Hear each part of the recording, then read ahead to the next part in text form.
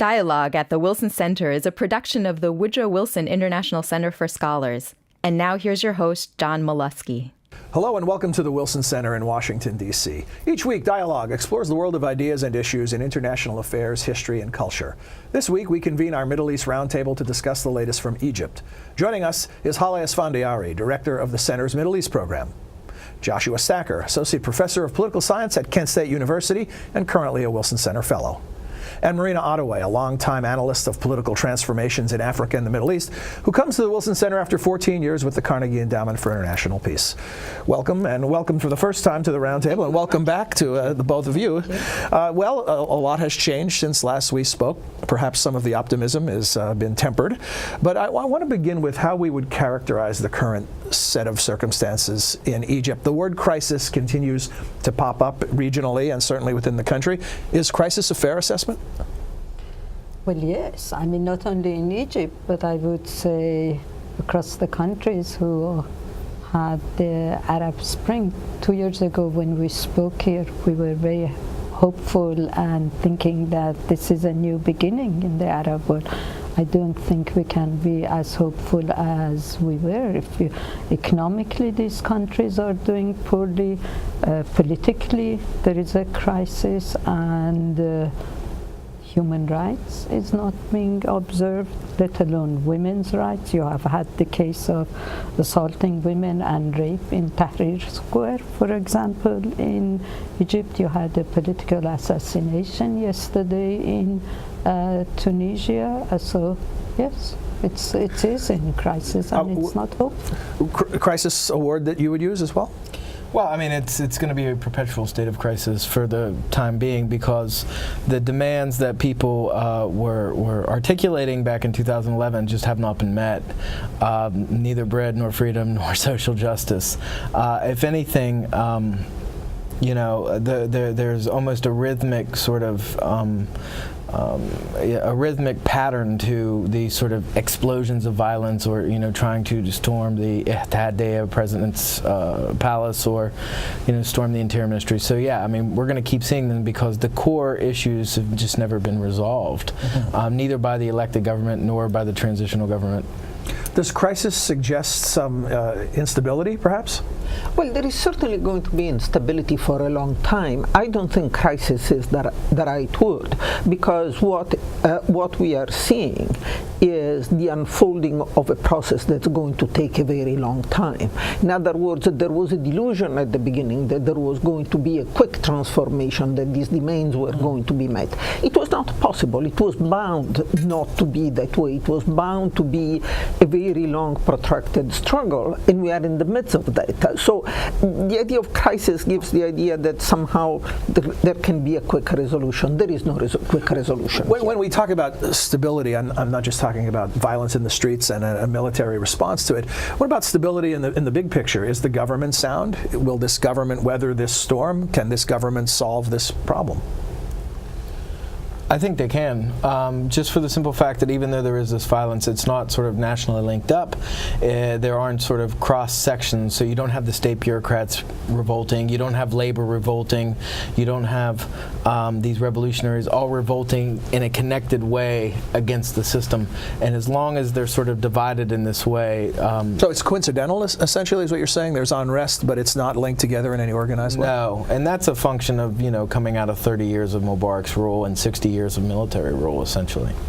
Yeah. I think the government will, it depends on what the opposition does. In other words, this crisis, if you want, this predicament that the country is facing right now, it's not going to be overcome unless the government and the opposition work together. And what you have now is a total breakdown of the relationship between the Morsi government, the Muslim Brotherhood-controlled government, and the secular opposition. The secular opposition is simply asking for the government to resign, for Morsi to disappear, if you want. It's not going to happen, and it's not offering anything in return. And that is where, unless they start talking to each other, then the instability is going to continue. And Morsi and the government announced the state of emergency in 3 cities in Egypt. if a government that came to power with so much hope after the revolution starts using the same methods, it sends the wrong message. Josh, writing in Foreign Affairs, you said that about the use of more force, it would only reinforce protesters' claims that the state continues to repress citizens and that the transition has been a sham. So I want to focus on it. That's a strong statement. Is it a complete sham, or does it take more time, as Marina suggests? No, the transition's been a complete sham. What happened was not a regime change. What happened was the ejection of an incumbent leader and a military intervening in a defensive way to salvage what they could of that regime. And what they did is, during the 17 months that the Supreme Council for the Armed Forces was in charge, is they protected the state apparatus from being reformed at all. So none of the bureaucracies were changed, and of course the one that really sticks out right now is the Interior Ministry.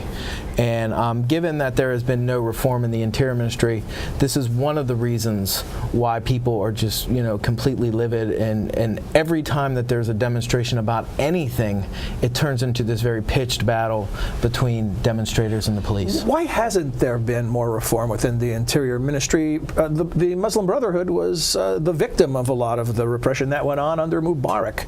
You would think that they might come in with a reform-minded approach. Well, the Muslim Brotherhood has limited control on the state apparatus. I think we are forgetting that. Until last August, it was the military that was in charge, and the military had no interest in reforming the security forces. The other thing that we forget, and I saw that with my own eyes in South Africa at the time of the transition from apartheid there, is how difficult it is to police a country in a deep state of unrest without using violence and those repressive methods. In other words, it takes an enormous amount of resources. If you look at countries that manage to control, just a banal example, the crowds at the stadium, how they control countries that do it well, how do they control it? By saturating the place with security forces.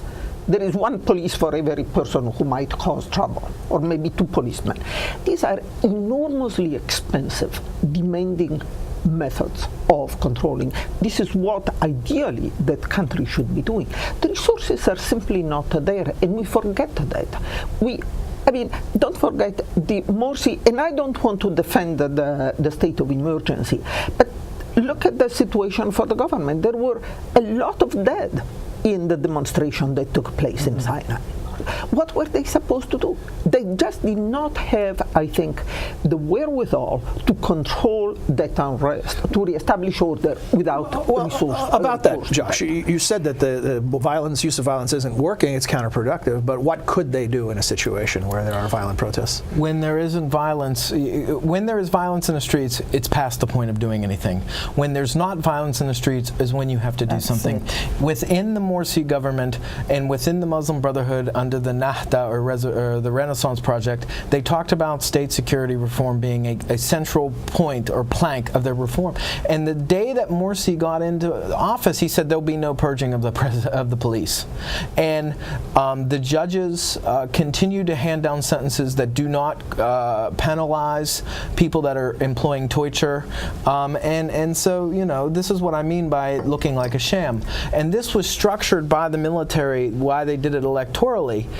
When you don't reform the state apparatus and then you have elections that are relatively free and fair in comparison to what existed during the Mubarak years, anybody that wins that election, right, after they have invested getting in the election, has a choice to make. Do they break with the state apparatus or do they compromise with the state apparatus? And given that, they break towards the state apparatus. I don't think it's easy to just within 1 year to reform or change the state apparatus anywhere. Just even if you look at the example of, if you take the example of Iraq, the army was disbanded, the Ba'ath Party was dismantled, people were sacked from their position. The technocracy was sacked. What did we live with? We were left with a country which was not a country, a system which was collapsed. So it is not so easy. But I think what the problem is... So are you suggesting, Haleh, as well, that efforts are underway, but they're not happening quickly enough? I'm saying that this is a gradual thing. Does the party does Morsi and his government, do they have a gradual program of reform? I don't know. I mean, these reforms have to be gradual. Do we have any reason to suspect that there is a gradual program that's working behind the scenes? Not yet. I think the Morsi government would love to control the state apparatus. Don't forget that the state apparatus, not just the security forces, but for example the courts, have worked against him. The question is, what do they have to work with? Where do they get the power to dismantle the security forces? Does President Morsi trust the military or fear the military? I think it's both. I think it's both. They need each other. Yeah, he needs them. He has been accused of compromising with the military. What choices did he have? It's another thing. He could. And what about from the other side of that equation? The statements from the military have been somewhat non-committal. It's almost straddling the fence between the president and the government and the protesters. Leaves options. Yeah. The military is trying to, they are trying very hard to cast themselves as being above the political fray. Their message, I talked to, the last time I was in Egypt a few months ago, I had a long interview with some of the top people in the Ministry of Defense, top ranks on the military. I will not mention names. But and the message that they are sending, that's what they wanted the world to believe, is that their interest is to protect the country, that they are not taking sides with anybody. That's the message that they are sending. Is it true that they are not taking sides? I think they are not, frankly, right now, because I think if the military took sides between the secular opposition and the Muslim Brotherhood, the military would probably split. The military already has its side chosen. It sided with the Morsi government with the new constitution in Article 197 and 198. The military's influence has expanded exponentially after this crisis. They're much stronger now than they've ever been in terms of constitutionally. And so they're never going to submit to civilian. They can't submit to civilian control. The budget won't be discussed in Parliament. The Parliament can't legislate against the armed forces. So the military, while it issues these statements being non-committal and straddling the fence, it maintains the option that they could intervene if things get completely out of hand. But that is a last resort option. They are happy to ride this out with the Morsi government and whatever elected government comes after this. Sort of a twist in the story is the state visit by Ahmadinejad from Iran, the president of Iran. It's hard to understand. It's clear what's in it for Iran, a country that is isolated. What's in it for Egypt? No, look, John, I think people paid too much importance to this visit. It was the gathering of the Islamic heads of state, Islamic conference, which Egypt is now going to chair it, and Iran was chairing it. So Morsi went to Iran when they had the last conference a couple of months ago, and Iran handed it over to Egypt. So we shouldn't read too much into this. I wouldn't read at all any importance. Does this help? Does this help President Morsi domestically, or is there, or does it hurt him domestically? Is there such a negative reaction? First of all, in Iran, people started laughing at it because Ahmadinejad was basically, except the kiss he got from Morsi at the airport, which I think he was distributing that kiss to any heads of state who was arriving in Egypt, that was number one. So that was not.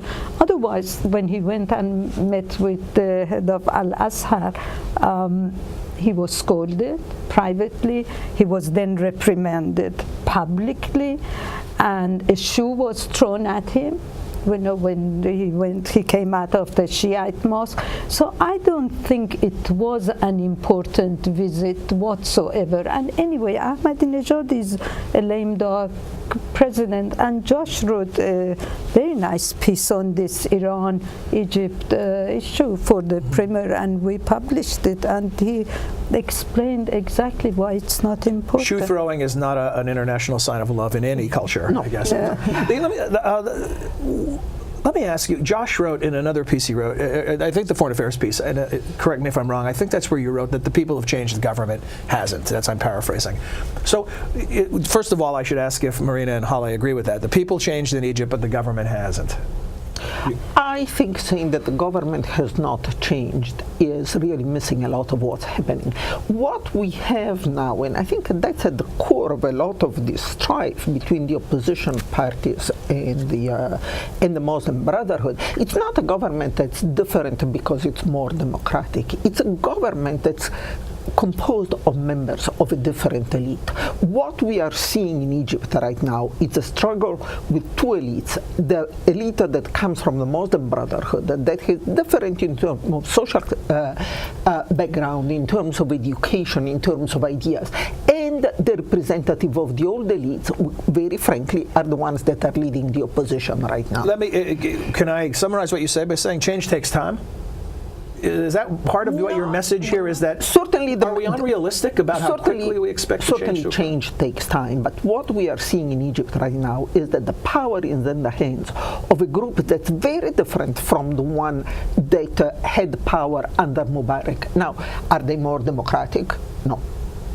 Are they totally, Can they become more democratic? It takes two to become democratic. They can become democratic if the opposition pulls its act together and start competing in the electoral arena. If the opposition refuses to participate in election, neither side is going to become democratic. I mean, I would disagree just a little bit. I think there is an elite struggle going on, without a doubt. But, I mean, there is also a segment, a large segment of the population that wants real change to happen that has not happened. And whether it's gradual or not, there does not seem to be significant, steps taken at this stage to look like these people are going to be included in the future of Egypt. And secondly, in terms of this argument about the state versus the opposition needs to grow up, I just don't find that very convincing, because Morsi and the state are the ones that are the wielders of repression in force, not the protesters. And the protesters shouldn't have to, basically be told to grow up. I mean, this is a revolutionary process that's underway. Also, speaking of growing up, Tom Friedman writes in his piece where he compares China to Iran to Egypt and India. India, China, and Egypt. That we're talking about a youth bulge here. There's a literal growing up going on. We got a group of young people who are expecting things to happen. It's not. Sorry, can I just go Time back is very to, short, so go right go ahead. back to what Josh was saying. Look, the people who are now running Egypt, Josh, I don't know whether you would agree with me, have had not any experience in being part of the government, but they have witnessed a system that was run under Mubarak. So that's what they have learned. I mean, and that's why in case of emergency, they announce a state of emergency, you see. So that's what they have seen. It's not that you have a bureaucratic system that suddenly is taking over. No, these are the people who were in jail. They watched what happened under Mubarak. Now they are in power. They do the same thing. Maybe the younger generation will be different. The opposition that needs to grow up, it's not the kids in the streets. The demonstrators are what they are. So you're talking about the adults? I'm talking about the leaders of the opposition. I'm talking about the National Salvation Front. The people who are essentially refusing to really enter the election process, the democratic. They have wasted 2 years without organizing. Yes, the Muslim Brotherhood has won elections. Muslim Brotherhood has been organizing, and they have not done the work that need to be done. Very frankly, what you have, a lot of leaders that have absolutely no interest in building up the structures of the political parties, because it's unglamorous work, and unless they do that, there is never going to be democracy in that country. With the luck of the draw, draw, Josh. You have about 30 seconds for a final thought. Well, I mean, I agree with that completely. Yeah, no, the National Salvation Front is not an opposition, nor does it represent people in the streets. So, I mean, there's still a big disconnect there. And yeah, the Muslim Brotherhood is very inexperienced, and they're replicating the old networks and the old state practices, which people reject. And the military also, set this transition up to look like this. So everybody in Egypt has wasted a lot of time, and you still have people out in the streets demanding that things change. So I expect that's what we're going to see moving forward. Well, I think there was no other place that this discussion could end with agreeing that we'll come back and discuss it again. Given the situation. Yeah, you're not going to resolve everything. Thank you for joining us. Thank you. After the break, we'll turn our attention to the recently started peace process in Colombia right after this. The Wilson Center is America's living memorial to its 28th president, connecting the world of policymaking to practical options derived from the world's finest ideas, research, analysis, and honest, nonpartisan conversation. Visit us on the web at wilsoncenter.org. And now we return to more dialogue at the Wilson Center. Welcome back. In Colombia, another attempt at peace is underway. In this edition of Context, you'll hear from one of that nation's most prominent journalists, who also happens to be the brother of President Santos. Here's Enrique Santos Calderon providing context on the Colombian peace process. Are there reasons to believe this round of peace talks can succeed where others have failed? Yes, this actual peace process comes from very different circumstances from the last one we had. That was at Caguán 10 years ago, which was an immense failure and a great frustration for Colombian society and for the world. A process that lasted 3 years, where the FARC had more than 40,000 square kilometers of demilitarized zone. 3 years of talk, not 1 inch of advancement in concrete issues. That was a complete failure. That elected President Uribe, who was the candidate that opposed that peace process. It was an enormous frustration and costly frustration for Colombian society. Now, more than 10 years later, under President Santos, a new process begins because of different circumstances. First of all, the military situation is totally different. The relationship of forces between the Colombian army and the FARC has changed dramatically. The FARC has suffered very severe blows. It's very weakened in comparison to the past. The international context of the region is very favorable to a peace process in Colombia, which is the last remaining armed internal conflict in the hemisphere. In the hemisphere, there is no more space for armed struggle for political motives. You have all the examples of success of ex-guerrillas in power in the presidency in Uruguay, from Uruguay to El Salvador, Brazil, even the Kirchners in Argentina, the examples of Bolivia with Evo Corrales, Correa in Ecuador, Peru, Chavez, all leftist movements, mass movements that have reached power without arms, without weapons.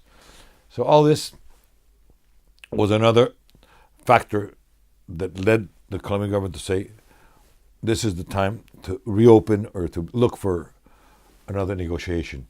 The other factor was evidently the FARC has been totally discredited politically. They have their political horizon is closed. So the analysis was they have to understand this window of opportunity is unique to start peace talks, and they're going to do it in good faith this time. That's what we're trying to find out. What are the 5 points that are providing focus for negotiations? The 5 main points of the agenda are, first, the agrarian problem, which is related to the FARC's own history, to their 58 years of, they've always had the problem of the land, of the agrarian reform, of the poor peasants, the displaced peasants. Their history is tied and brings up from the problem of land in Colombia. So the first point is the agrarian thing, how to do agrarian reform, how to the better use of the land, take into account their historical speech. So that was agreed, that was the first point. Second point, political participation. How are we going to reinsert ourselves into the political process? How is the FARC going to reincorporate into social, economical, political life? And how are they going to do it with all the legal problems that exist today in international law? Most of the leadership is accused in the International Criminal Court, in the Inter-American Human Rights Court, of crimes of humanity, of kidnappings, of massacres. So there has to be a transitional law, and we have to find formulas so that these guys, at least some of their leaders, can participate in politics. Not all of them, because some of them really are in a very complicated situation, but there has to be a legal way, because they're not going to give up 50 years of armed struggle to go to jail or to be extradited to the United States. So the political participation point, which is the second one, is tied to the legal point, which is the third one. What system of justice, of transitional justice, can we find to solve this problem? Another point is drug trafficking, the problem of illegal drugs. The FARC control vast zones of coca production in Colombia. They have lived from this for many years. They don't quite accept it, but it's a fact. And they're willing to cooperate and to sit down and talk what alternative development programs the government can offer in these zones, how the peasants can participate, in what measure can they cooperate in the eradication of all these crops, in the measure in which they have leadership and participation. And so that's the fourth point. The other point has to do, which is also very complex, has to do with all the Truth Commission, of all the barbarities and the horrendous things that have happened in Colombia in the last 40 years, in which the paramilitaries and the state forces and the FARC have committed terrible crimes, and there has to be elements of truth. The victims deserve to know what happened to them. So those are basically the points of the agenda we agreed on. And then there's the final point, is going to be the most complicated, is if we agree on these 5 points, the sixth one is how do we implement, apply, and verify these agreements. Let's hope we reach that stage, which is the third stage, which is going to be the longest and most complicated. New editions of Context can be found each week at wilsoncenter.org/context. That's all for this edition of Dialogue at the Wilson Center. Until next week, I'm John Molesky. Thanks for joining us. We'd like to hear from you. Please send your questions or comments to dialogue@wilsoncenter.org. You can also follow us on Facebook. Search Dialogue Television and Radio. Our host's Twitter feed is twitter.com/John Molesky. Dialogue is a co-production of the Woodrow Wilson International Center for Scholars and MHZ Networks. Dialogue is available via broadcast, cable, satellite, and telco on MHZ Worldview throughout the United States. To see how to watch where you live, visit www.mhcnetworks.org.